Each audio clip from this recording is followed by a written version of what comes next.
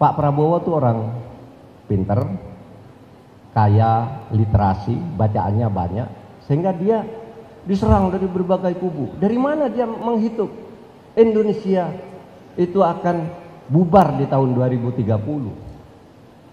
Sudahlah, sudah itu Pak Prabowo yang menyebut sebuah buku yang ditulis oleh P.W. Singer. Ini ada bukunya, kata Pak Prabowo. Bukunya apa judulnya? Judul bukunya adalah Ghost Fleet. Ghost Fleet itu artinya barisan hantu. Apa di buku itu isinya? Dalam satu paragraf kecil, Singer, si penulis buku itu, menulis nanti pada tahun 2030 dunia ini sudah akan masuk ke era digitalisasi yang canggih yang disebut artificial intelligence, kecerdasan buatan. Pada saat 2030 itu, ketika negara-negara sudah berubah dan disebut di situ, dan Indonesia sudah tidak ada, maka keadaan perang antar negara akan terjadi seperti ini.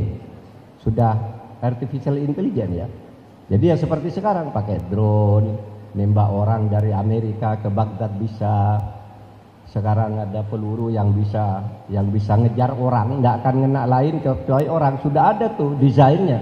Misalnya saya ingin membunuh Pak Rano Karno itu, saya tanya aja DNA-nya berapa, struktur kimianya berapa, dibuatkan pelurunya, tembak ke atas, pasti cari dia sampai ketemu.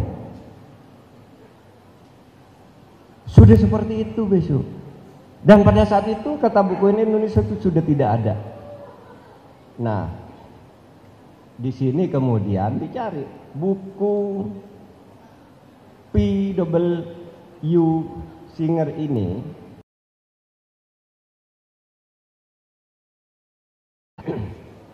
Itu adalah novel perang. Novel, bukan buku ilmiah.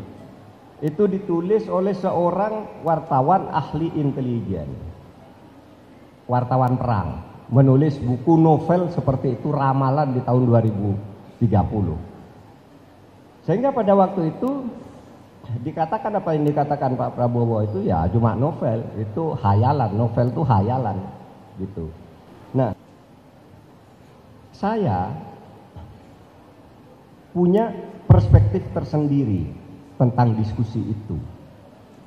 Menurut saya Indonesia bisa saja bubar sebelum tahun 2030 bila mana hukum dan keadilan tidak ditegakkan. Itu bisa.